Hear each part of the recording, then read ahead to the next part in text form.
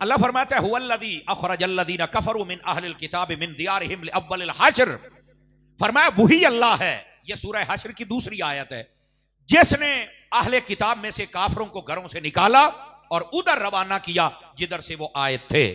ये आयत तय्यबा जो यहूदियों की मुकम्मल साजिश और उनकी जिला वतनी उसके अहकाम को बयान कर रही है। आपको पता है गजा के अंदर इसराइल और उसकी जो यहूदी मुदाखलत कर रहे हैं वो कितना जुल्म सितम है। तो कुरान की इस आयत से आप समझे कि असल ये कौन है, ये क्या बलाएं हैं जो आज तक इनके ऊपर मुसल्लत हैं, और हमारे मुल्क पाकिस्तान ने इनको तस्लीम क्यों नहीं किया और मुसलमान इसको तस्लीम क्यों नहीं कर रहे। आखिर वजह क्या है? वजह यह है, आपको यह पसे मंजर समझना होगा। हजरत मूसा अलैहिस्सलाम का जमाना था, आपने ना अपनी कौम को भेजा कौम अमालका से लड़ने के लिए। ये जो कौम अमालका थी बड़ी शरीर कौम थी, तो आपने अपनी कौम जो कौम यहूद थी उसे कहा कि उनके साथ जंग करके आओ, और एक बात कही, फरमा किसी एक को भी जिंदा नहीं छोड़ना है। ये सारे गए जंग करने के लिए, और उस वक्त कौम अमालका, ये मक्का और मदीना, ये सारा हिजाज और ये मदीना का इर्द गिर्द खैबर बदर यहां तक ये फैले हुए थे, याद रख लीजिए। और यहीं पर आकर वो लूट मार भी किया करते थे। तो कहा कि इनको जरा कत्ल गारत कर दी जाए, बर्बाद कर दिया जाए कौम अमालका को, ताकि ये आकर दोबारा नुकसान ना पहुंचा सके। ये जो कौम यहूद है ये मुल्क शाम से चले यहां पर आए और इन्होंने आकर कौम अमालका से जंग की। हजरत मूसा अलैहिस्सलाम ने कहा था सबको कत्ल करना, किसी एक को भी बाकी नहीं छोड़ना। तो हुआ क्या कि इन्होंने ना एक बच्चे को छोड़ दिया, वो बड़ा खूबसूरत था, बाकी सबको कत्ल कर दिया। जब ये वापस मुल्क शाम में पहुंचे तो हजरत मूसा अलैहिस्सलाम का इंतकाल हो चुका था।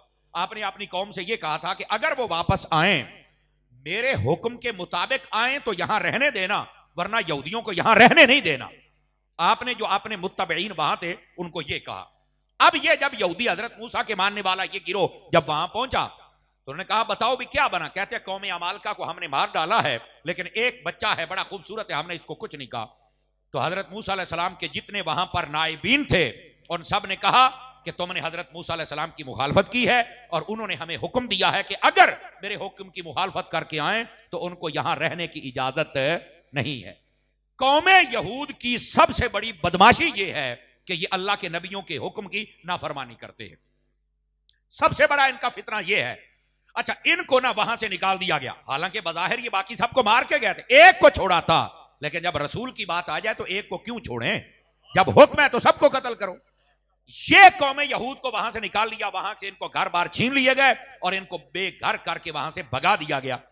और कहां भगाया? ये जहां हिजाज में आकर इन्होंने कौम अमालका को बर्बाद किया था, इसी इलाके में आकर ये आबाद हो गए। अब जरा गौर से सुनिए, ये पसे मंजर की बात है, इस बात को जरा समझिए आप हजरात। अहले इल्म को बताए, अवाम उन्नास का ये आज पहली मर्तबा सुनेंगे कि इनकी हिस्ट्री क्या है यहूदियों की। ये दोबारा यहां आकर आबाद हो गए, इनको वहां से भगा दिया गया और बेघर कर दिया गया। सिलसिला गुजरता रहा, हजरत ईसा अलैहिस्सलाम आए, उनका वक्त भी गुजर गया। नबी पाक अलैहिस्सलाम 560 साल के बाद आए हजरत ईसा। ये नस्ल दर नस्ल यहां आबाद थे, मदीना उसके गिरदो नवा में और मक्के और उसके गिरदो नवा के अंदर, लेकिन ज्यादा ये मदीना के गिरदो नवा में थे। और इनके थे 3 कबीले। कितने कबीले थे? एक कबीले का नाम था बनु नजीर, दूसरे का नाम था कुरैजा, तीसरे का नाम था कैनका। ये 3 कबीले हैं। अब इनमें से जो बड़ा कबीला था वो बनु नजीर था, उसकी बड़ी शाखें थी। अब जब नबी पाक अलैहिस्सलाम मक्का में जलवागर हुए, आपने ऐलान नबूवत फरमाया 40 सालों के बाद। 13 साल मक्के में रहने के बाद नबी पाक ने हिजरत फरमाई तो आप आ गए मदीना तैयबा में। ये यहूदी जो थे ये सारे मिलकर नबी पाक अलैहिस्सलाम के पास आए और आपसे बातचीत की। इनके चंद एक बंदे तो मान गए, कलमा पढ़ लिया, बाकी उन्होंने नहीं पढ़ा। नहीं जी, हम आजमाएंगे, देखेंगे ये वो नबी है या नहीं है। हालांकि इनकी किताबों में लिखा हुआ था आखिर ज़मां सच्चा नबी आएगा, ये निशानियां, और वो सारी की सारी मुस्तफा जान रहमत में निशानियां पाई जाती थी, लेकिन ये माने नहीं। अब हुआ क्या? जब जंगे बदर हुई, गौर से सुनने वाली बात है, तवज्जो मेरी तरफ रहे। जब जंगे बदर हुई ना तो मुसलमान फतह पा गए, यहूदी सारे इकट्ठे होके बैठे। उन्होंने कहा बताओ भी ये नबी सच्चा है या नहीं है। तो यहूदी सारे जो उनके आलिम थे वो बोले कि ये नबी सच्चा है। कहा क्यों? कहने लगे हमारी किताबों में लिखा हुआ है कि ये नबी अगर बगैर तैयारी के भी जाए तो अल्लाह इनको फतह अता फरमा देगा। अगरचे बदर में तैयारी नहीं थी, लेकिन ये देखो ये नबी ये जंग जीत गए हैं, लिहाजा ये सच्चे नबी हैं। अब ये बात उनके ज़हनों में थी, लेकिन वो यहूदी थे, उन्होंने कहा नहीं जी हम और भी आजमाएंगे। तवज्जो मेरी तरफ बेटे, तवज्जो मेरी तरफ, कहा हम आजमाएंगे। हालांकि एक नुक्ता उनके सामने आ गया, नबी पाक की शख्सियत आ गई। आका करीम अलैहिस्सलाम के 2 साल, जो जंगे बदर 2 साल बाद हुई थी, तो ये 2 साल जिंदगी भी बज़ाहिर आ गई, लेकिन फिर नहीं माने, कहते हमने आजमाना है। अब हुआ क्या, नबी पाक ने यहूदियों को बुलाया, आपने फरमाया देखो या तो कलमा पढ़ लो, नहीं तो हमारे साथ मुआहदा कर लो और यहां रह लो, तुम हमारे साथ लड़ाई झगड़ा और मुदाखलत नहीं कर सकते हो। उन्होंने मुआहदा कर लिया कि ठीक है हम आपके साथ हैं, हम आपको कुछ नहीं कहेंगे, आप हमें कुछ ना कहें। फरमाया ठीक है। उनके बड़े 2 सरदार थे, एक का नाम था हुई बिन अख्तब और दूसरे का नाम था काब बिन अशरफ यहूदी। ये 2 बड़े सरदार थे। और मैंने आपको बताया यहूदियों की तबीयत में खयानत है, नाफरमानी है, बदमाशी है और कमीनगी है, ये इनकी तबीयत के अंदर है। अब हुआ क्या कि जब जंगे बदर हुई और ये सोच विचार में पड़ गया कि ये सच्चा नबी है या नहीं है, जबकि सच्चे हैं, समझ आ रही ना। इन्होंने कहा नहीं जी हमने आजमाना है। अब हुआ क्या, मौका आ गया जंगे ओहद का। जंगे ओहद के अंदर आपको पता है कि डबल रुख बन गया ना, कि पहले अल्लाह ताला ने मुसलमानों को फतह अता फरमाई और बाद में आजमाइश भी हुई, शिकस्त नहीं। जुमला समझने की कोशिश करें, शिकस्त नहीं, आजमाइश हुई कि जब वो तीर अंदाज 50 जो थे वो जब आ गए तो काफरों ने पलट कर हमला किया और बज़ाहिर बड़ा नुकसान हो गया। अब यहूदी फिर मिल के बैठे, बताओ ये सच्चा नबी है या नहीं है। तो उनमें से कईयों को मौका मिल गया, उन्होंने कहा नहीं ये सच्चा होता तो जितना जाता ऐ जंग ते हार गए ने। हालांकि मसला और था, अब समझ रहे हैं ना, आजमाइश आ गई। और उन्होंने क्या किया, रातों रात काब बिन अशरफ यहूदी जो था यहां से निकला 40 बंदे लेके और मक्के में चला गया और चल के कहता है मैं आपको यकीन दयानी कराता हूं कि मैं आपके साथ हूं, मेरी यहूदी कौम आपके साथ है और हमने मुसलमानों के नबी से मुआहदा तोड़ दिया है, तो हम दोबारा तैयारी करो, हम मदीने वालों पर हमला करेंगे। यह बात अल्लाह ताला ने नबी पाक को वही के जरिए बता दी। नबी पाक को जब पता चला तो आपने हजरत सफवान को बुलाया। यह हजरत सफवान कौन है, यह काब बिन अशरफ यहूदी के रजाई भाई थे। एक ही दाई का दूध काब बिन अशरफ यहूदी ने भी पिया था और हजरत सब्बान ने भी पिया था। और ये अरब का कल्चर था कि एक दाई का दूध कई बंदे पीते थे और बाद के अंदर वो आपस में भाई भाई समझते थे अपने आप को। तवज्जो है हजरत, मोबाइल से निकल के मेरे बेटे बात सुनिए जरा, आपको फायदा होगा। ये बड़ी मालूमाती बात आपकी खिदमत में अर्ज कर रहा हूं। अब नबी पाक ने हजरत सब्बान को बुलाया जिन्होंने कलमा पढ़ लिया था, लेकिन ये दूध शरीक भाई थे इस काब बिन अशरफ यहूदी के, जो मक्के में गया मदीने से और इस वादे को तोड़ने का यकीन दिला के आया। नबी पाक ने फरमाया अल्लाह ने मुझे बता दिया काब बिन अशरफ यहूदी ने ये कमीनगी की है, ये जहां भी मिले जिस हालत में मिले और जैसे हो कत्ल करके इसका सर मेरे पास लेके आओ। यहूदियों का इलाज ही लित्तर है, याद रख लीजिए, बस इनका दूसरा इलाज नहीं है। यह बड़ी गंदी कौम है, यह याद रख लीजिए। अब ना ये हजरत सब्बान ने कहा जी ठीक है। हजरत सब्बान ने कहा बिन अशरफ यहूदी जब वापस है ना मक्के से, कहने लगे वो मेरिया खजूरा ने तो उन्होंने तकसीम कारी करनी है तो मेरे नाल चल। कहना मैं थकिया सवेरे जावांगा, उन्हें कहनी आज ही जाना है। तो जाहिर सी बात है एक दूध शरीक वाला रिश्ता तो था, कहना चल यार तेरे नाल मैं चलना। जब आबादी से बाहर गए उन्हें कड्डी तलवार ते 2 टुटे कर दो। ये क्या कर रहे हो? उसने कहा जो तू साडे नाल कीता है ना, ये उसका सिला दिया जा रहा है। उसने वहीं पर 2 टुकड़े किए, सर उठाया और नबी पाक की बारगाह में ले। नबी पाक बड़े खुश हुए, आपने फरमाया आज तूने मुझे खुश किया है। समझ आ रही है ना, ये हर चीज को माफ कर दो, नबी पाक ने माफ कर दिया। तू माफ करने वाली गल्लां सुनिया ने, तू आ गल्लां सुनिया नहीं मेरा पुत। ऐ भी सुन जरा, यहूदियों का इलाज क्या है। नबी पाक ने उसको कत्ल करवा दिया। अब जो थे यहूदी वो हो गए परेशान कि ऐसा नल की बनया। अब यही बात अल्लाह फरमाता है वक़ज़फ़ फ़ी क़ुलूबिहिमुर रुअब युख़रिबूना बुयूतहुम बिअयदीहिम वअयदिल मुअमिनीन फ़अतबिरू या उलिल अब्सार। अल्लाह फरमाता है वो ऐसे हमने उनके दिलों में रोब डाला कि वो अपने घरों को ही बर्बाद करने लग पड़े और अपने घरों की तोड़ फोड़ उन्होंने शुरू कर दी। लेकिन तवज्जो है मेरे प्यारे अजीजों की, मैं बात कर सकता हूं आप हज़रात से? थोड़ा सा मुझे टाइम दीजिए, मैं आपको हिस्ट्री सुना रहा हूं इस कौम यहूद की। फिर मेरा बच्चा मोबाइल में जरा निकल के मेरे बेटे इधर देखो, जेब में डालो, कोई मसला नहीं, इन्हें जेब च पाला मेरा पुत, ये तेन तकरीर नहीं सुना देनी है। इधर देखिए मेरी तरफ। नबी पाक अलैहिस्सलाम ने जब काब बिन अशरफ यहूदी को कत्ल करवा दिया कि जिसने मुआहदा तोड़ने का मक्के के काफरों को यकीन दिलाया था, और यहूदी बड़ा शरीर होता है, नबी पाक ने इसको कत्ल करवा दिया और यहूदियों के दिलों में एक रोब पैदा हो गया। और रोब किस गाल दा, इधर मेरे अलवे कह दे, ये काब बिन अशरफ यहूदी उनका बहुत बड़ा सरदार था। तो छोटिया ने आख्या जो सरदारों का यह हाल है तो बाकी मुसलियां का की बनेगा। ये आपकी बोली में तर्जमा कर रहा हूं। भाई जे सरदारा का यह हाल किया है तो साडा की बनेगा। तो वो डर गए। नबी पाक ने दोबारा फिर गए उनके साथ बात करने के लिए। मेरे आका करीम अलैहिस्सलाम थे, साथ में हजरत अबू बकर सिद्दीक थे, हजरत फारूक आजम थे और हजरत मौला मुर्तजा शेर खुदा अली अल मुर्तजा थे। ये चार हस्तियां नबी पाक समेत ये गए। आपने एक दीवार के साथ बैठे, फरमाया आओ हमसे बात करो। दो यहूदी थे, एक का नाम था सलाम, दूसरे का नाम था अमर बिन अय्याश। ये जो अमर बिन अय्याश था, इसने कहा यार आज मुसलमानों का नबी हमारे हत्थे चढ़ गया है माज़अल्लाह, तो मैं ऊपर से पत्थर फेंकता हूं, इनका काम ही तमाम हो जाएगा। अस्तगफिरुल्लाह सुम्मा अस्तगफिरुल्लाह। जो सलाम था, तवज्जो है मेरी तरफ आप हज़रात की, उसने कहा ये काम ना करना, ये सच्चा नबी है और वही के जरिए इनको पता चल जाएगा और फिर तुम्हें जिल्लत और रुसवाई का मुंह देखना पड़ेगा। लेकिन यहूदी बड़ा शरारती होता है। ये मैं बता रहा हूं, इनकी तबीयत में शरारत है, इनकी तबीयत के अंदर फिरौनियत है, इनकी तबीयत में नाफरमानी है, इनकी तबीयत में खयानत है, शुरू से है। अब ये नबी पाक के जमाने की बात मैं आपको सुना रहा हूं। आका करीम अलैहिस्सलाम पर जब पत्थर फेंकने लगा तो अल्लाह ने फिर महबूब पाक अलैहिस्सलाम को बतला दिया जिब्राइल के जरिए कि ये इरादा रखते आप महबूब यहां से चले जाएं। मेरे नबी ने क्या किया, आप फौरन उठे, आपने फरमाया मेरी एक हाजत है, मैं वो पूरी करने जा रहा हूं। ये नहीं कहा कि जा रहा हूं तो फिर आऊंगा, चूंकि ये भी नबूवत के खिलाफ है, वादा करे और पूरा ना करे। आपने फरमाया मेरी एक हाजत है, मैं जरा पूरी कर लूं। उनका ठीक है आप पूरी कर लें। नबी पाक उठे और देखते ही देखते आप नजरों से गायब हो गए। 5 मिनट 10 मिनट आधा घंटा पौना घंटा जब गुजरा ना, तो हजरत अबू बकर उमर और हजरत मौला अली को भी तशवीश हुई कि हुजूर कहां गए। आप उठे और कहा तलाश करो हमारे आका, कहीं कहीं तो मैंने तकलीफ तो नहीं दी हमारे नबी को। एक मुसाफिर आ रहा था, उससे पूछा आपने हमारे नबी को देखा, फरमाया तो मदीने पहुंच भी गए। सहाबाए किराम समझ गए कि कोई मसला है। ये तीनों मुकद्दस हस्तियां मदीने पहुंची तो नबी पाक अलैहिस्सलाम ने फरमाया वो मेरे ऊपर पत्थर गिराना चाहते थे, अल्लाह ने मुझे बचा लिया है और मुझे बता दिया, मैं तो इसलिए आ गया था। अब सुनिए इसका क्या जवाब दिया। काब बिन अशरफ यहूदी ने जो हरकत की उसका बदला कत्ल था। अब इसका बदला क्या था। अल्लाह फरमाता है हुवल्लज़ी अखरजल्लज़ीना कफरू मिन अहलिल किताब मिन दियारिहिम लिअव्वलिल हश्र। इसके बाद हुक्म यह आया, नबी पाक अलैहिस्सलाम ने फरमाया 3 दिन है यहूदियों तुम्हारे पास, जिला वतन हो जाओ, तुम यहां पर नहीं रह सकते। क्यों कि तुम मेरा कत्ल करना चाहते हो। फरमाया मेरे बदले में पूरी दुनिया को भी मार दिया जाए तो मेरे कत्ल का हक अदा नहीं हो सकता है। नबी पाक की शान इतनी बड़ी है और तुम मेरे साथ ये साजिश कर रहे हो।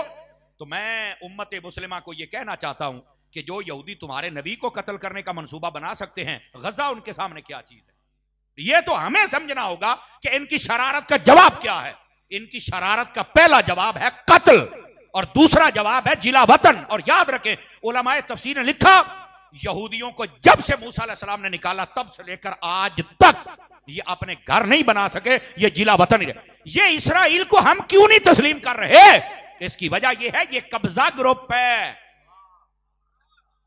ये कौन है, कब्जा ग्रुप है। इसलिए तो मुसलमान तस्लीम नहीं करते। ये जिन मुल्कों ने तस्लीम किया ना, अरब के चंद मुल्कों ने, उनके मफादात हैं। ये तो पता लगेगा ना जिस दिन उनके ऊपर बम गिरा फिर ना चीकना भी हाय पाकिस्तान आवे तो सानू बचावे। तो मैं क्या गजा वालों बचाऊंदे तो तुहानू सारियां बचाउणा सी। और ये हमें गैरत करनी चाहिए मुस्लिम हुक्मरानों को और मुसलमान अवाम को समझना चाहिए कि ये असल वजह क्या है। ये अपनी नाफरमानी और बदमाशी और कमीनियों की वजह से तब से लेकर आज तक बेघर हैं। और अल्लाह ने कुरान में क्या फरमाया, ये सूरह बकरा पढ़ के देखिए। अल्लाह फरमाता है दुरिबत अलैहिमुज़्ज़िल्लतु वल मस्कना। तवज्जो है मेरी तरफ आप हज़रात की। अल्लाह फरमाता है हमने यहूदियों पर हमेशा के लिए जिल्लत को मुसल्लत कर दिया है। ये हमेशा दुनिया में जलील होते रहेंगे और इनके ऊपर हमने मिस्कीनी को साबित कर दिया है। ये मिस्कीन रहेंगे। मिस्कीन का क्या मतलब होता है, जिसका अपना घर नहीं होता। तो अब आप कहेंगे कि ये तो फिर इसराइल एक पूरा मुल्क बना के बैठे हुए हैं। तो मैंने कहा मुल्क उन्होंने बनाया है लेकिन कुफ्र की ताकत और मिली भगत के साथ मुसलमान कबूल तो नहीं ना कर रहे। और ये बजाहिर एक ताकतवर मुल्क है लेकिन यकीन रखिए जिस दिन जंग लगेगी मिनट नहीं लगेगा, चूंकि पूरा इसराइल ये हमारे फैसलाबाद से भी छोटा है, ये आपके इल्म में होना चाहिए। और इसराइल की आबादी 80 लाख है, 80 लाख से ज्यादा नहीं है। और हमारे जितने 57 इस्लामी ममालिक हैं, अगर इनकी फौज को इकट्ठा किया जाए तो इनकी फौज 1 करोड़ प्लस है। समझ आ रही है मेरी बात की। और इनमें कई मुल्क एटमी ताकत है जिसमें सरे-फहरिस्त पाकिस्तान का नाम आता है।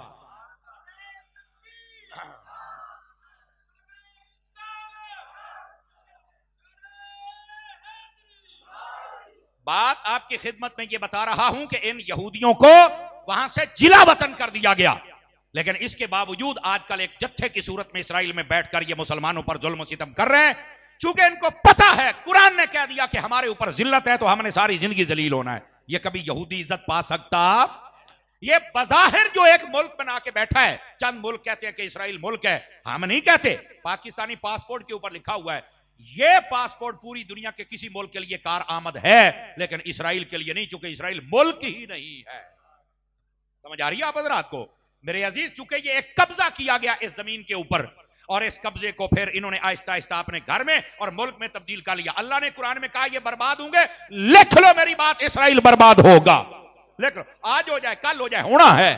लेकिन अभी तक तो हमारे हुक्मरान ये भंग पी के सोए हुए हैं। पता नहीं ये अंग्रेजों के कुत्ते नहलाने वाले हमारे ऊपर कब से मुसल्लत हो गए, जिनको असल पता ही नहीं है कि हमने करना क्या है। अरे इनके तो पैसे बाहर है ना, इनके कारोबार इनके मुल्कों में, इनके बच्चे पढ़ रहे, इन्हें रिश्तेदारियां कीतियां ने, इनको क्या पता कि हमने आंखों में आंखें कैसे डालनी है। यहां कोई सलाहुद्दीन अयूबी जैसा है, टीपू सुल्तान जैसा है, सुल्तान महमूद गजनवी जैसा है, या कम अज कम बाबा जी खादिम हुसैन रिजवी जैसा है।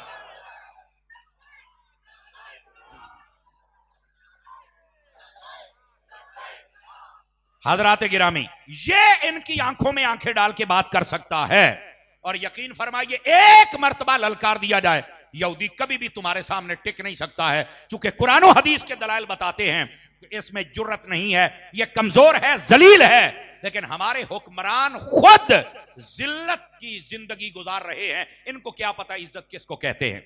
अजीजों, जिस दिन इनको गैरत आ गई सारा मसला हल हो जाएगा। लेकिन मैं आपको तारीख बतला रहा हूं इन यहूदियों की। इधर देखो मेरी तरफ, मेरे बेटे इधर प्लीज, आप मेरे बच्चे हैं, मुझे आपकी बड़ी जरूरत है। नबी पाक ने इनको जिला वतन कर दिया, और जिला वतन करते नबी पाक ने दो काम किए। पहला काम, फरमा 3 दिन तुम्हें देता हूं, यहां से निकल जाओ, और तुम अपना असला नहीं लेके जा सकते, और अपने घर बार की चीजें, सिर्फ खाने पीने का सामान, और 3 घर, एक ऊंट पर जो लादना चाहे लाद ले, 3 घर मिलकर, हर घर को अलग ऊंट भी नहीं ले जाने दूंगा। नबी पाक ने इतनी सख्ती फरमाई। कहते नहीं वो तो नबी रहमतुल्लिल आलमीन थे। मैंने कहा तुमने रहमतुल्लिल आलमीनी के दरस ही पढ़े हैं, काश के मेरे नबी का जलाल भी देख लेते। क्या जो दुश्मन है, नबी पाक ने उनके ऊपर जलाल कैसा इजहार फरमाया। फरमान निकल जाओ यहां से। और दूसरा काम क्या किया, अल्लाह के हुक्म से नबी पाक ने फरमाया इनके घरों के करीब जो बागात है सबको उखेड़ दिया जाए। तो एक यहूदी आके रोने लग पड़ा। उसने कहा कि आप तो दरख्त उखेड़ने के बिल्कुल मतलब पसंदीदा नहीं है, तो आपने क्यों आज हमारे दरख्त उखड़वाए हैं। अल्लाह ने कुरान, इतराज यहूदियों ने किया है कि साड़ियां खजूरा क्यों पटियां ने। अल्लाह ने कुरान में जवाब दिया, मा क़तअतुम मिन लीनतिन औ तरक्तुमुहा क़ाइमतुन अला उसूलिहा फ़बिइज़्निल्लाह। फरमाया ये जो दरख्त हमने काटे हैं या जो छोड़े हैं, इसमें हमारा दखल नहीं, ये अल्लाह का हुक्म है। और इसकी तफसीर में लिखा हुआ अल्लाह के हुक्म का क्या मतलब। फरमाया जब किसी को घर से निकाल के उसकी फसलों को बर्बाद किया जाए ना, तो उसको ज्यादा हसरत होती है, अभी एक मैंने रहने दिन दे दुआ मेरे फसलों बर्बाद कर देने। तो अल्लाह फरमाता तुहानू असी इंज जलील करना है। तो ये यहूदियों को हसरत अदा करके यहां से निकाल दिया गया। अब उन्होंने क्या किया, जाते जाते अपने घरों के दरवाजे तोड़ गए। ये यहूदियों और काफरों की साजिश है, जब कहीं से निकलेंगे पीछे हर चीज तोड़ जाएंगे। ये अफगानिस्तान को जब छोड़ा था अमेरिका ने, जाते हवाई अड्डे तोड़ गए, सड़कें तोड़ गए, जहाज तोड़ गए, पार तोड़ गए, असले तोड़ गए। मैं कहा तुसी जो मर्जी कर लो, ओ दरवेश फिर जींदे फिरदे। समझ आ रही है ना। 20 साल जंग लड़ने के बाद अमेरिका यहां से नाक रगड़ के वापस भागा है। मैं क्या पुत्र, ये जो दीन है इसकी बाबा खादिम कहते कांड लाने वाला जमिया ही कोई नहीं, किसी ना किसी रंग के अंदर अल्लाह ताला इसको सलामत रखता है। तो ये कुफ्र की पुरानी आदत है कि ये घरों को बर्बाद करके जाते, किसी और दे काम ना आउण। तो अल्लाह फरमाता है अगर ये तुम्हारी आदत है ना, तो तुहानू भी इंज ही जलील करांगे। नबी पाक ने इनको निकाल दिया, ये सारे चले गए। ले अव्वल हश्र क्या मतलब, फरमाया मुल्क शाम जितों आए सी हो। तो मूसा अलैहि सलाम ने इधर पजाया तो इन्होंने उधर पजाया है। यहूदी होता ही वो है जो धोबी का कुत्ता बन जाता है, ना घर का रहता है ना घाट का रहता है, ना यहां रह सके ना वहां रह सके। ये है यहूदियों की हिस्ट्री। और ये यहूदी मिलकर अब गजा पर हमला कर रहे हैं। और मैं आपको एक और बात भी बतलाऊं, ये थोड़ी नॉलेजेबल बातें इनको याद रखा करें। ये फलस्तीन और मस्जिद अक्सा, इस पर क्यों आखिर ये चढ़ाई करते हैं, वजह क्या है। 3 वैसे तो 5 मजहब पुराने हैं।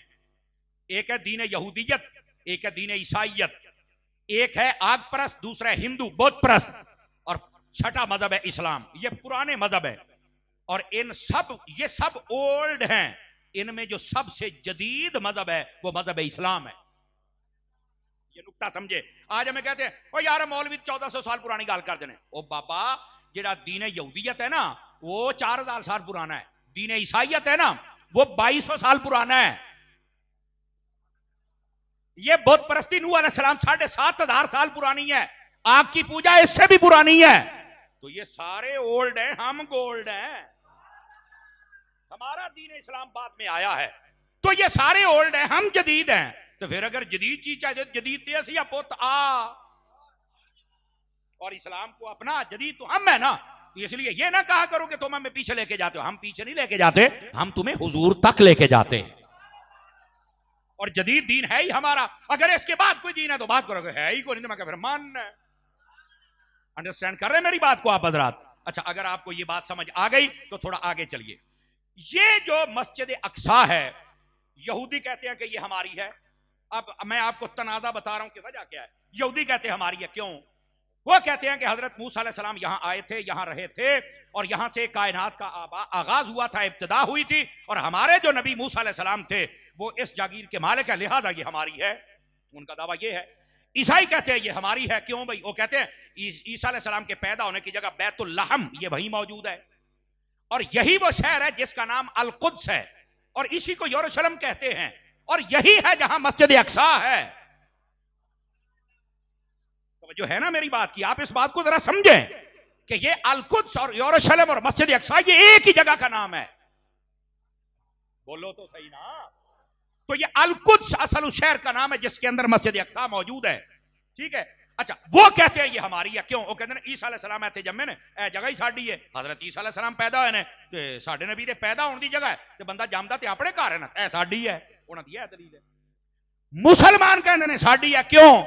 कहते ने ठीक है हजरत मूसा आए, ईसा इत्थे पैदा होए, लेकिन सारियां दे इमाम तो मेराज दी रात मेरे नबी बने सन ना इत्थे आके।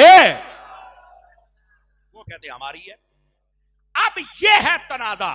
यहूदी अपनी तरफ खींच रहे हैं, ईसाई अपनी तरफ खींच रहे हैं और मुसलमान जिनका असल हक है, चूंकि यहूदी दीन भी खत्म, ईसाई दीन भी खत्म, मनसूख, अब दीन है तो फकत दीन मोहम्मदी, इसके अलावा कोई दीन नहीं है। और नबी पाक जब चले गए तो उनको अकल से सोचना चाहिए कि मेराज की रात जब हमारे नबी भी मुक्तदी बन गए और मुसलमानों का नबी इमाम बन गया तो फिर तो हर चीज उनके कब्जा इख्तियार में आ गई ना। समझ आ रही है मेरी बात की? ये असल तनाज़ा है। वो कहते हैं साडा है। ये मुकद्दस मकाम तीनों मजहबों के लिए, ईसाई कहते हैं साडा है, यहूदी कहते हैं साडा है, मुसलमान कहते हैं साडा है। फिर हुआ क्या? ये भी हिस्ट्री है। ये 14 अगस्त 1947 को पाकिस्तान बना था। सितंबर, अक्टूबर ते नवंबर, ये नवंबर का महीना था और 1947 थी जब अक़वाम मुत्तहिदा ने मस्जिद अक्सा के 2 हिस्से कर दिए। जैसे ये मस्जिद अक्सा है, इसके 2 विचारे चुमारी कंध, अगला मशरक वाला हिस्सा दे दिता यहूदियां नू, भाई तुसी ले लो, पिछला हिस्सा दे दिता मुसलमानों नू। अब ये मैं आपको बता रहा हूं कि असल ये मसला बनया कितों है। बाकी पूरे शहर को उन्होंने गिरा, मस्जिद अक्सा को अभी कुछ नहीं कहा। आज तुम वीडियो देख रहे हो ना कि गिर गई मस्जिद, नहीं गिरी, बिल्कुल सलामत है। एडी छेती नहीं जे डिगनी, क्योंकि वो यहूदी कहते हैं कि साडी ओनू ढाउण ते फिर मार देने। अद्धा हिस्सा मुसलमानों का कोल है ते मुसलमाना भी नहीं ढाउणी। मुसलमान ते पहले मस्जिद नहीं ढाउंदा, बचाउंदा है। अब ये असल कशमकश है और यहूदी वहां पर पावरफुल होते होते उन्होंने आहिस्ता आहिस्ता करके ना थोड़ा थोड़ा जमीन पर कब्जा करना शुरू कर लिया और उनको सपोर्टेड अमेरिका था और बाकी जितने भी कुफर मुल्क थे वो सारे उनको सपोर्ट करते रहे और वो एक ताकत में आ गया और उन्होंने आहिस्ता आहिस्ता वहां से मुसलमान हुक्मरानों का कत्लेआम शुरू किया और अब वहां पर गजा को खत्म किया और कहते हैं ये सारे निकल जाए यहां से, हम इनको यहां नहीं रहने देंगे। जबकि हदीसें बताती हैं, नबी पाक ने फरमाया बैतुल मुकद्दस की हिफाजत करने वाला गिरोह वो होगा, इनको अगर खाने को भी कुछ ना मिले, पीने को भी कुछ ना मिले, ना ये अपना मुल्क छोड़ेंगे ना मस्जिद अक्सा को छोड़ेंगे। अब जो मेरे नबी ने कहा है वो कभी झूठ तो हो नहीं सकता, वो तो रहेगा सच।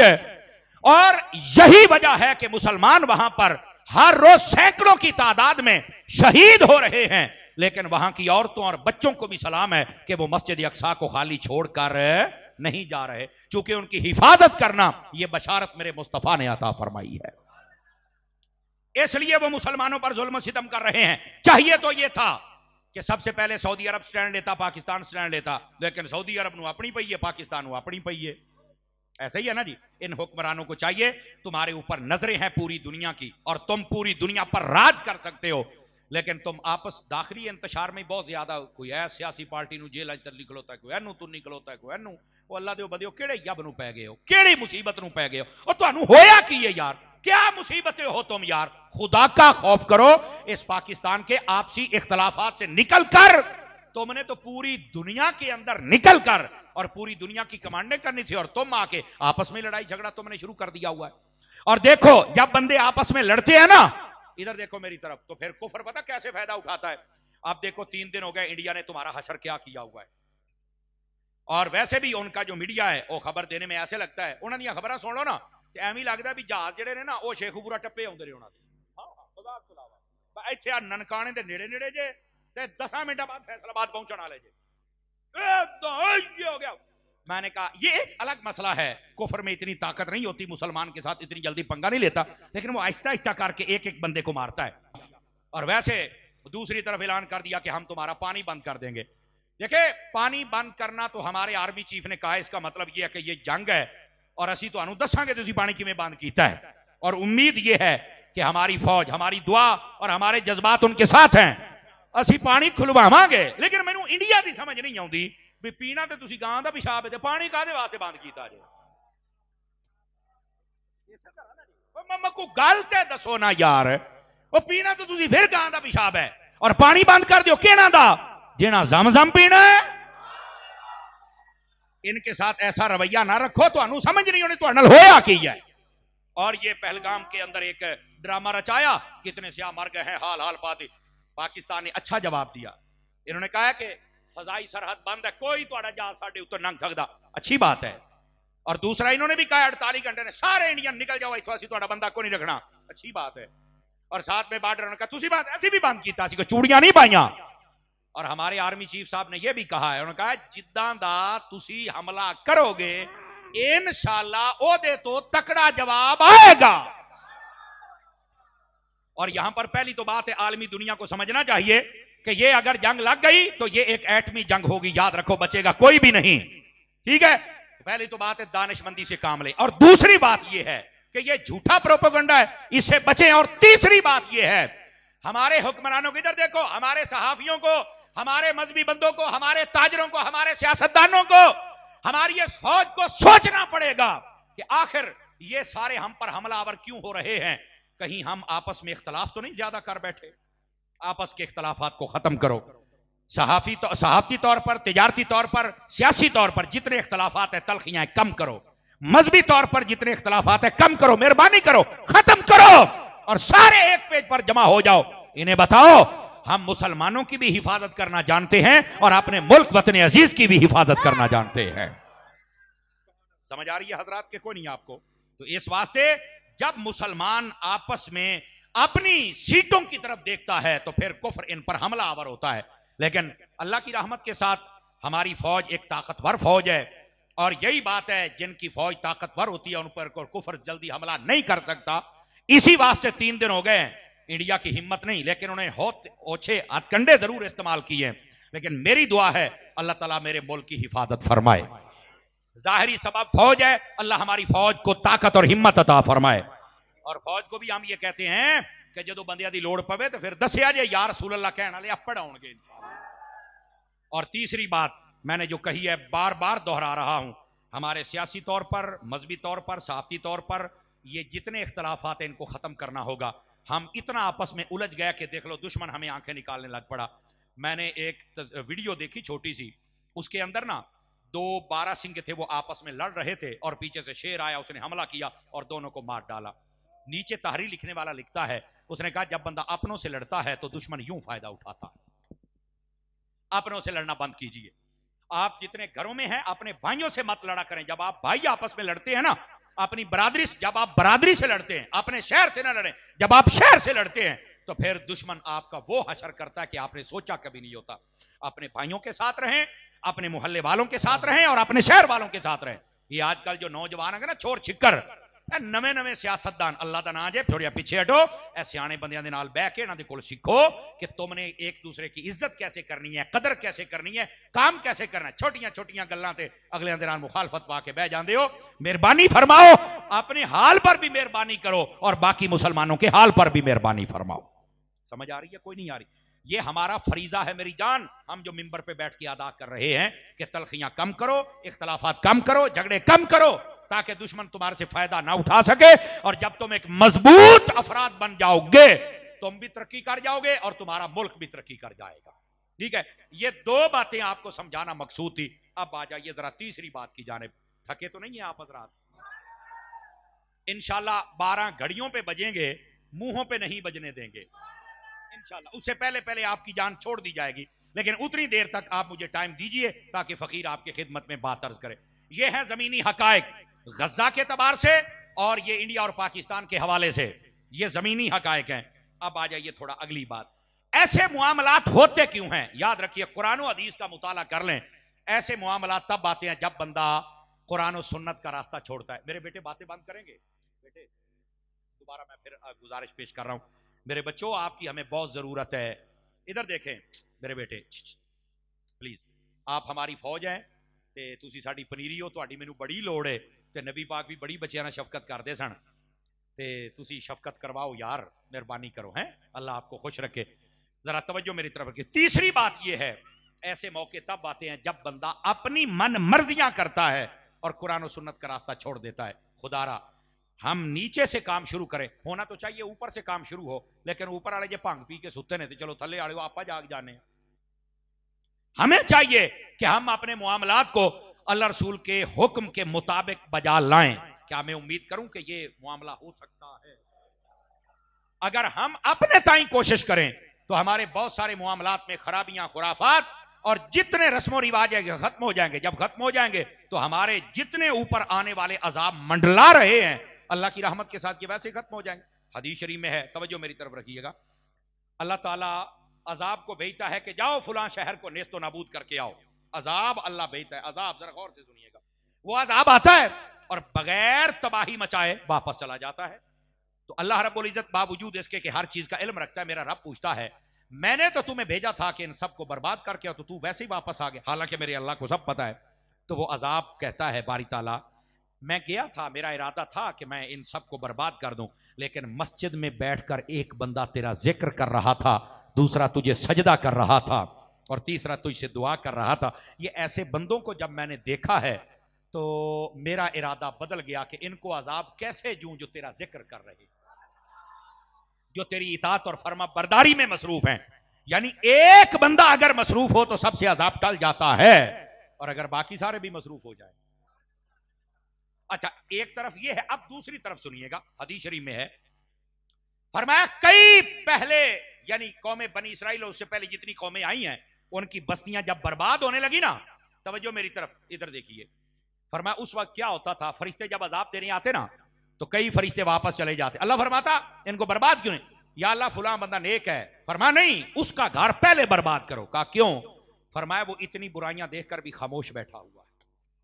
मेरे भाई, अगर अल्लाह की रहमत एक जिक्र वाले से अजाब को दूर करके तुम्हें बचा सकती है, और अगर कोई बुराइयों पर ना बोले और बुराइयों को अच्छा समझने लग जाए, चुप हो जाए और यह कह देना जिथे लगा है लगा ही रहे, उस वक्त अल्लाह का अजाब आता है और सबसे पहले नेकों को बर्बाद करता है, बाकियों की तबाही बाद में होती है। अल्लाह के बंदो, अपने अंदर यह जुर्रत पैदा करो कि अच्छाई को अच्छाई कहो, बुराई को बुराई कहो। कभी तो ऐसा काम आ जाए कि नबी पाक की एक हदीस पे अमल हो जाए। मेरे आका करीम ने फरमाया सल्लल्लाहु अलैहि वसल्लम, आप फरमाते हैं जब कोई बुरा काम देखो तो सबसे पहले फरमाया अपनी जबान से रोको। जबान से नहीं रोकते, हाथ से रोको। हाथ से नहीं रोक सकते, दिल से तो बुरा जानो ना। आज जमाना वो है, दिल से बुरा जानने वाला काम भी आहिस्ता आहिस्ता जा रहा है। और याद रखो, जिस दिन ये खत्म हो गया फिर अजाब का इंतजार करना। मेरे नबी ने फरमाया जब फितने बढ़ जाएंगे उस वक्त होगा क्या? तवज्जो मेरी तरफ, एक एक बात सुनने वाली है। मेरे आका करीम ने फरमाया जब फितने बढ़ जाएंगे पहली निशानी ये होगी कि लोग दीन को छोड़ जाएंगे। दूसरी निशानी, लोग जाहिल को अपना पेशवा बनाएंगे। आलिम को अपना दुश्मन समझेंगे। आज वही सूरत हाल है। मिर्जा जैसा जाहिल जिसको कमरे में बांधा हुआ है उसको तो अपना पेशवा माना जा रहा है, और जो उलमा मैदान अमल में है उनको कहा जाता है मौलवी ने सारियां जना कीता है। नहीं, मौलवी ही है जो तेरा ईमान बचा रहा है, मौलवी ही है जिसने मस्जिद आबाद की है, मौलवी ही है जो 5 वक्त की अजान देता है। बल्कि मुस्लिम शरीफ की हदीस है, नबी करीम अलैहि सलाम ने इरशाद फरमाया ला तसुब्बुद्दीक फइन्नहु युक़िदुल सलात। फरमाया कभी मुर्ग कुक्कड़ हुंदा ना, कुक्कड़ तहज्जुद टाइम कभी बांग देवे ना तो फरमाया इसकी आवाज को बुरा ना समझना, इसको गाली ना देना। क्यों? फरमाया ये तुम्हें नमाज के लिए जगाता है। इसकी शरह के अंदर उलमा लिखते हैं लोगों ये तुम्हारे लिए सबक है। अगर कोई बंदा मुर्ग अजान दे तो उसको बुरा नहीं कह सकता, तो जो आलिम 5 वक्त अजान देता है उनको बुरा कैसे कह सकते हो? इन उलमा की इज्जत को समझो, वकार को समझो। लेकिन नबी पाक ने फरमाया ये पंखा बांधी रहे तो ठीक है, आप बस तकरीर सुने इंशाल्लाह खैर हो जाएगी। इधर देखिए ना, पसीना पसीना आएगा तो मेरी तबीयत खुलेगी ना। तवज्जो मेरी तरफ रखिए, जरा सीधा होके, अगर नाराज ना हो तो, थके हुए भी ना हो तो सीधे होके बैठिए।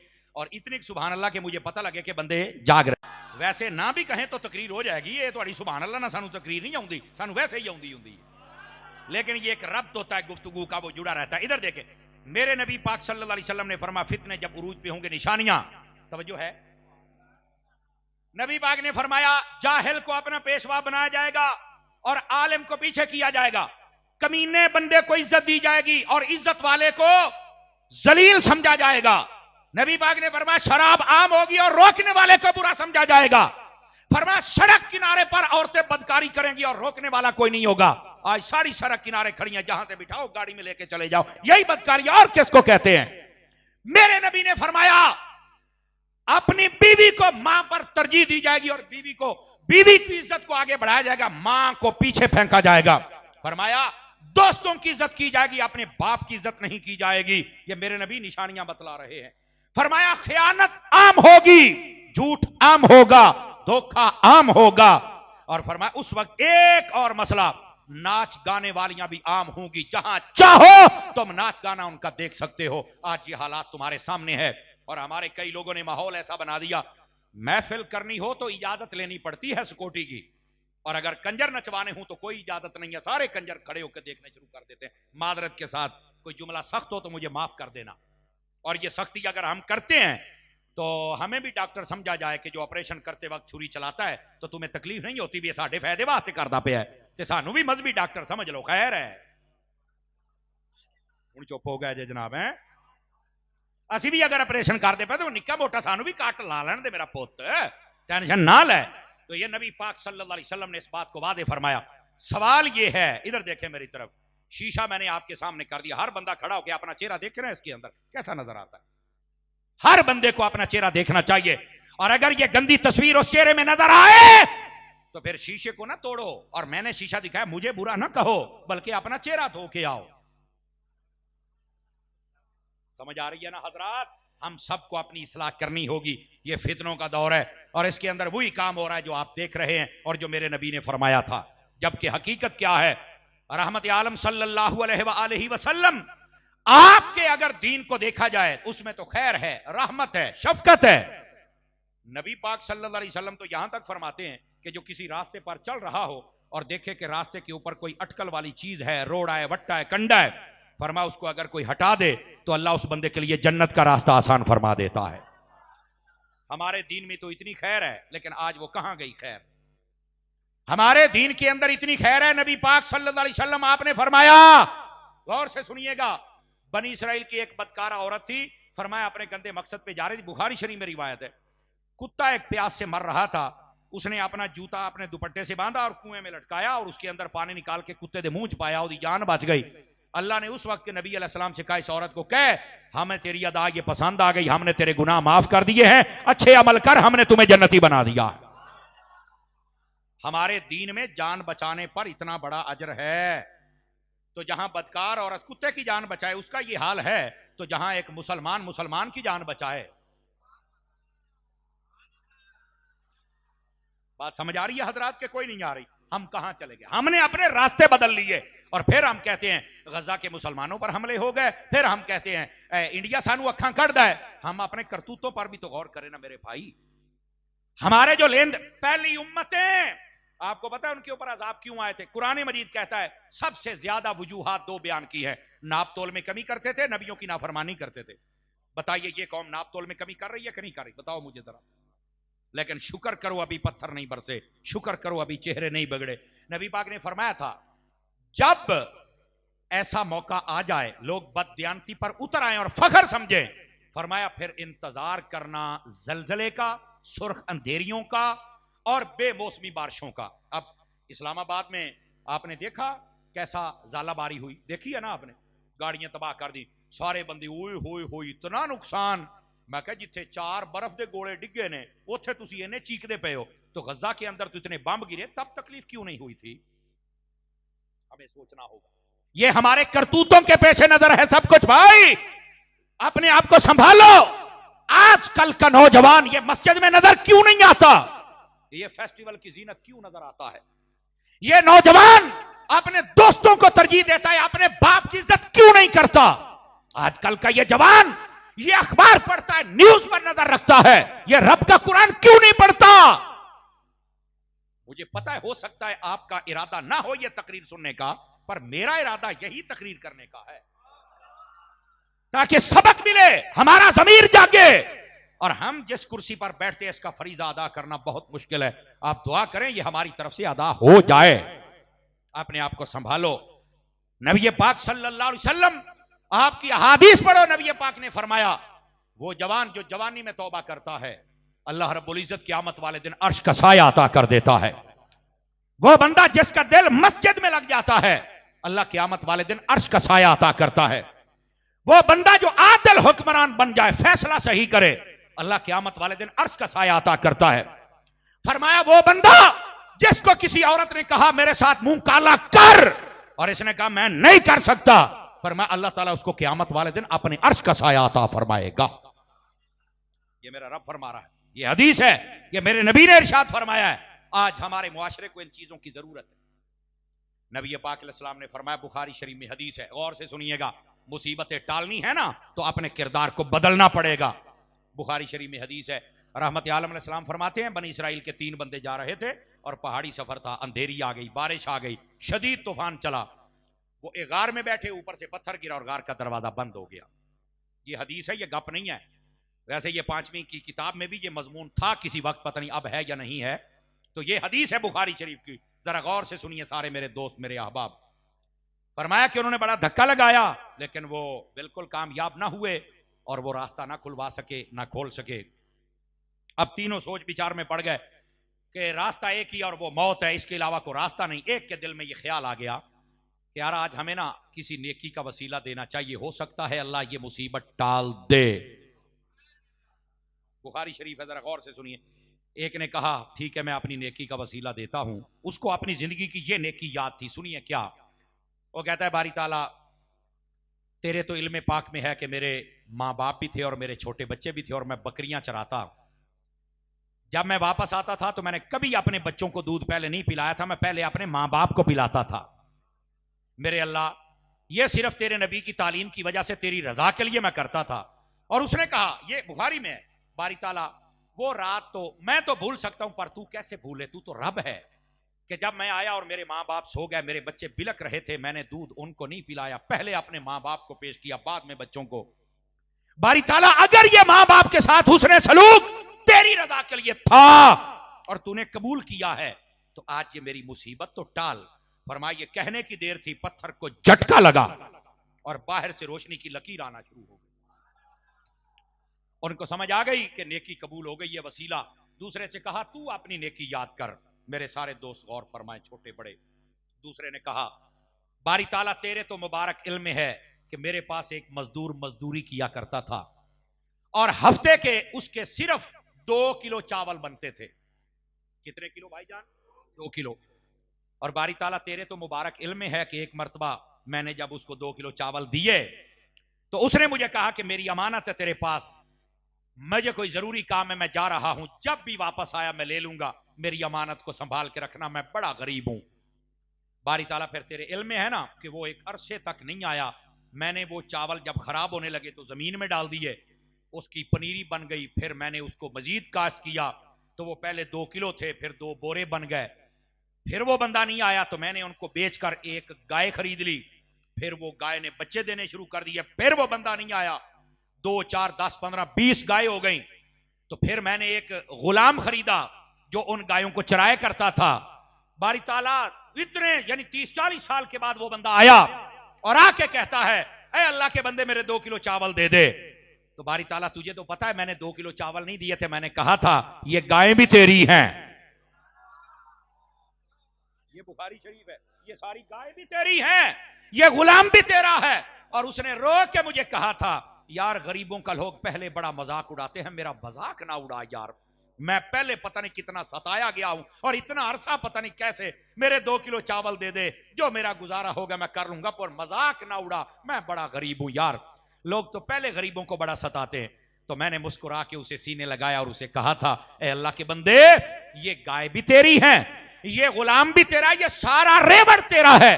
बारी ताला वो रोता भी था और खुशी से मुझे दुआएं भी देता था और जा रहा था, ए अल्लाह अगर ये नेकी तेरी रजा के लिए थी तो आज मेरी मुसीबत तो टाल।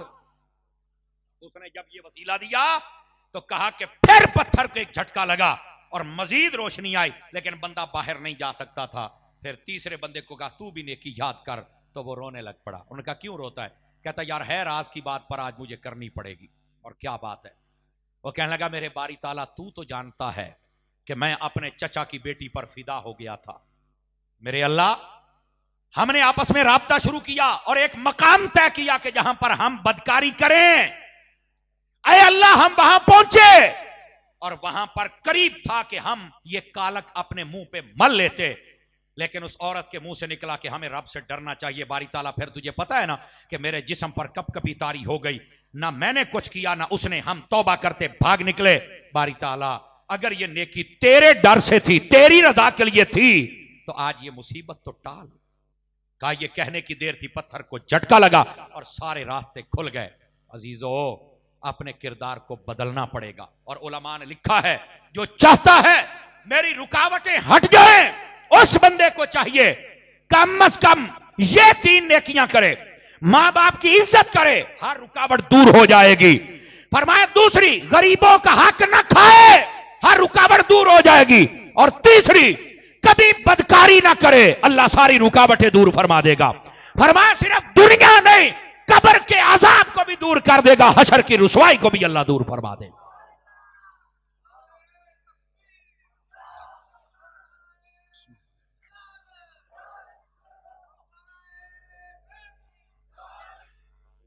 मेरे अजीज और प्यारे दोस्त, जब तक हम अपना किरदार नहीं बदलेंगे, हम अपने आप को नहीं संभालेंगे, उस वक्त तक ये रुकावटें हमारे सामने आती रहेंगी।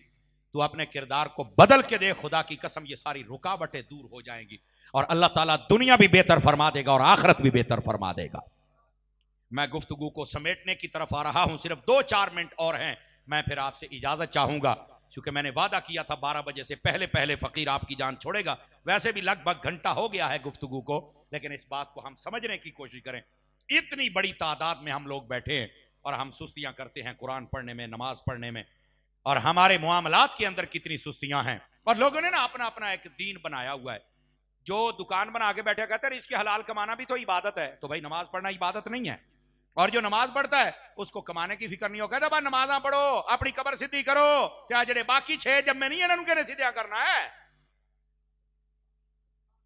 आप तवज्जो नहीं फरमा रहे मेरी बात पर। हर बंदा अपने ज़हन के मुताबिक ज़हन बना के, और खुद मुफ्ती ना बनो, दीन को समझो मेरी जान। नबी पाक सल्लल्लाहु अलैहि वसल्लम आपकी सुन्नत के मुताबिक जब दीन पर कोई अमल करता है, अल्लाह ताला इतना अजर देता बंदा सोच भी नहीं सकता। मेरे आका करीम अलैहि सलाम ने फरमाया, तवज्जो हो तो सुना दूं हदीस आपको अगर जाग रहे हैं तो। रहमत आलम अलैहि सलाम ने फरमाया, जो बंदा फजर की नमाज पढ़ के अपने घर से निकलता है, वो अल्लाह का झंडा अपने हाथ में लेके निकलता है। इसकी शरह में उलमा ने लिखा है, फरमाया जिधर भी जाता है अल्लाह फतह अता फरमा देता है। तो जिन्होंने राती 2 बजे सोना तो सवेरे 12 बजे उठना है, कैसे फजर पढ़ोगे? मेहरबानी करो, अपनी आदत बदलो। फिर कहते हो दफ्तर जाते हैं काम नहीं होता, रिश्वत देनी पड़ती है। माशाल्लाह तू आया ही बड़े सीधे तरीके नाल है। समझ आ रही है ना? अब दूसरी बात, मेरे नबी ने फरमाया जो फजर की नमाज पढ़े बगैर निकलता है वो शैतान का झंडा अपने हाथ में लेके निकलता है। तो जिदे हथी शैतान का झंडा होना है उन्हें कामयाबी लभनी। नमाज फजर, ये हदीस है। दूसरी हदीस रहमत आलम अलैहिस्सलाम ने इरशाद फरमाया जो बंदा ईशा की नमाज पढ़ के सो जाए अल्लाह ताला उसको आधी रात इबादत का सवाब अता फरमाता है। हदीस आधी रात, मुस्लिम शरीफ में हदीस है। तो एक सहाबी ने पूछा हुजूर बाकी आधी रात का क्या बनेगा? फरमाया जो बंदा उठ के फजर पढ़ ले अल्लाह ताला बाकी आधी रात भी इबादत का सवाब अता फरमाता है। मुझे बताइए सोने पर कौन इबादत का सवाब देता है? ये मेरा रब है जो अता फरमाता है। यही वास्ते हमारे उलमा फरमाते हैं अगर महफिल सारी रात की और नमाज ना पढ़ी तो फरमाया इसका सवाब उतना नहीं है जितना नमाज का सवाब है। और ये फर्ज नहीं है, नमाज फर्ज है। समझ आ रही? इसका ये मतलब नहीं आज तो बात महफिल नहीं करी, महफिल कर, पर ये ऐलान नहीं होना चाहिए। ईशा की नमाज होती है ना तो बाद में मौलाना साहब ऐलान करते हैं हजरात ईशा की नमाज हो गई यार जल्दी जल्दी मसीते आ जाओ तो आप महफिल शुरू करिए। तो मैं क्या नमाजी सारे चले गए ने अगे आहो, तो मैं क्या हूं बेनमाजी ना महफिल शुरू करनी है? सवालिया निशान तो है ना। मेहरबानी करें ईशा की नमाज आप पढ़ें और ईशा की नमाज के फौरन बाद तिलावत और एक नात हो जाए और एक तकरीर हो जाए। अल्लाह खैर सलाह 10 बजे सलाम पढ़ दें, सारे काम पर जाएं, दुकान पर जाएं, नमाज भी पढ़ें, खैर भी हो जाए, बरकत भी हो जाए। समझ आ रही है हजरत? मशवरा है, अमल तो जरा तुसी करना सानू डाटा पता है, लेकिन कम अज कम मशवरा देने में हराई तो नहीं ना मेरी जान। तो अपने आप को थोड़ा संभालिए मेरे अजीज। ये है नबी पाक सल्लल्लाहु अलैहि वसल्लम की सुन्नत और ये है तरीक। और मैं आपको एक और बड़ी पते की बात बताऊं, सारे भाईजान तवज्जो करें तो सुनाऊं। ये मुहद्दिस अलीपुरी पीर सैयद जमात अली शाह साहब रहमतुल्लाह अलैह, आपके मलफूजात में ये बात मौजूद है, पढ़ सकते हैं आप। आपसे पूछा गया कि अल्लाह ने हलाल में बरकत रखी है या हराम में? तो फरमाया हलाल में। हराम में बरकत नहीं है। कहा कैसे? फरमाया देखो ये जो बकरी है या गाय है या भैंस है, साल के अंदर ये जब बच्चा दे तो गाय भैंस एक बच्चा देती है, और अगर वो उम्मीद से हो तो ना हो तो कहने देना है। समझ आ रही ना? बकरी होती है तो एक बच्चा हाथ दो, हुण जिन्नी मंगाई हुण दो वाली बकरी है ही कोई नहीं, शायद कोई हो, वरना पहले बकरियां 4-4 बच्चे भी देती थी। ये बात भी समझे आप हजरात। अच्छा, इसके बावजूद कि इनके पैदा होने की रेशो कम है, कुर्बानी पे ये हलाल होते हैं, शादी ब्याह थे, होटल थे, ऐसे ही है ना, लेकिन इसके बावजूद इनके रेवड़ नजर आते। इसके मुकाबले आप बिल्ली देख लें, कुत्ती देख लें, उसके बच्चे ज्यादा होते हैं, 6-6, 8-8, 10-10 गलूरे, तो 6 महीने बाद उन्हें सूना है, लेकिन इसके बावजूद आपको रेवड़ नहीं नजर आते। हालांकि है ये भयानक बात, घिन वाली बात है, लेकिन समझाने के लिए कहना पड़ रही है मुझे। इनको जिबा करके कहीं पर जैसे बाकी जानवर इस्तेमाल होते हैं, इनके इस्तेमाल भी कोई नहीं करता, ना ये जिबा किए जाते हैं, ना इनके और कोई मसरफ है, पैदा भी ज्यादा होते हैं, इज्जत फिर कोई नहीं। क्यों? फरमाया बरकत हलाल में है, हराम में नहीं है। पहली बात। अब दूसरी बात सुनिएगा। एक बंदे ने सवाल किया हजूर इन्हों बरकत लभी क्यों है? यानी ये कुत्ता है या कुत्ती है, इन्हों बरकत क्यों नहीं लभी, तो बकरी ने क्यों लभी है, वजह क्या है? अब सुनिए जवाब। फरमाने लगे वजह यह है, कुत्ता जो होता है ना रात के पहले हिस्से में जागता रहता है, लेकिन जब पिछला पहरा है तहज्जुद के बाद ये सो जाता है। और जो बकरी होती है ये पहले पहर में सो जाती है, तहज्जुद के वक्त उठ जाती है। कुत्ते की बरकत इसलिए खत्म कर दी कि तहज्जुद के वक्त सो गया, चंगे वेले सो गया, सोने वेले सो गया, फरमा तेरी ऐसी बरकत ही चुक लीए। और बकरी को बरकत इसलिए मिल गई, फरमा तहज्जुद वेले उठिए। ये मैंने तुम्हारे जमीर के दरवाजे पर दस्तक दे दी है, अब कुंडा तुमने खुद खोलना है। अगर बकरी जाग जाए तहज्जुद के वक्त, हालांकि ना उन्हें मसीती होना है ना उन्हें नमाज पढ़नी है तो ना, लेकिन तहज्जुद का टाइम बाबरकत है, उसमें जागने से ही अल्लाह ने उसको बरकत दे दी है। अल्लाह के बंदे, तू और मैं क्यों नहीं जागते हैं? हम रात के पहले पहर में जागते हैं, पिछले में क्यों सो जाते हैं? क्यों हमारी हरकत बकरी वाली नहीं है और क्यों कुत्ते वाली हरकत पे हम चले हुए हैं? जुमला सख्त है, बर्दाश्त कीजिएगा। क्या हुआ क्या है मुसलमान? मेरे भाई आज कहते हैं बरकत चली गई, वो सारी रात तो ठेले पे बैठा रहना है, तहज्जुद टाइम होता तो चुप करके सौ जाना है। ना अज़ान फजर, ना नमाज फजर, ना तिलावत कलाम। मुझे पता है ये बात सुनने के बाद सुभान अल्लाह बहुत मुश्किल होती है, लम्हा फिक्रिया है और अच्छी बात है, आपने सुना है और मुझे उम्मीद है अमल भी करेंगे। टाइम से सोएं और तहज्जुद के वक्त टाइम से उठने की आदत। और आपको पता है ये डॉक्टर हज़रात कहते हैं सवेरे उठ के जरा सैर करया करो, कहते हैं ना जी, ये सवेरे ही सैर क्यों, रात ही क्यों नहीं? कभी सोचा है? कहते हैं जी वो टाइम ऐसा होता है कि उसके अंदर ये रक्शे, ये बसें, ये ट्रक और ये चीजें नहीं होती, डस्टलेस माहौल होता है सारा मौसम, यानी उसमें धूड़ ते कट्टा ते रक्शे ते ये वो नहीं होता। मैंने कहा ये तेरी डॉक्टरी तहकीक है, तुम्हें सूफिया की तहकीक बताऊं? सूफिया कहते हैं जो बंदा फजर के वक्त उठ के जरा बाहर निकलता है ना, अल्लाह ताला उसको शिफा देता है, उसकी सेहत के लिए फायदेमंद है। क्यों? फरमाया वजह यह है उस वक्त जागने वाले या नमाजी हैं या कुरान वाले या तहज्जुद, जितने डाकू, लुटेरे, शराबी, बदमाश, बदकार, ये सारे सोए हुए होते हैं। ये हवा नमाजियों के जिस्म से टकरा के जब आती है तो जो जो इस हवा में सांस लेता है अल्लाह उसे भी शिफा अता फरमा देता है। लॉजिकल बात, ये सूफिया ने ताकीद की है। और तवज्जो है मेरे भाई, खुदारा नबी पाक की सुन्नत की तरफ रगबत फरमाइए, खुदारा मेहरबानी फरमाइए और नबी करीम अलैहि सलाम के तरीक पर चलने की कोशिश कीजिए। अल्लाह ताला आपकी और मेरी आज की हाजिरी कबूल फरमाए।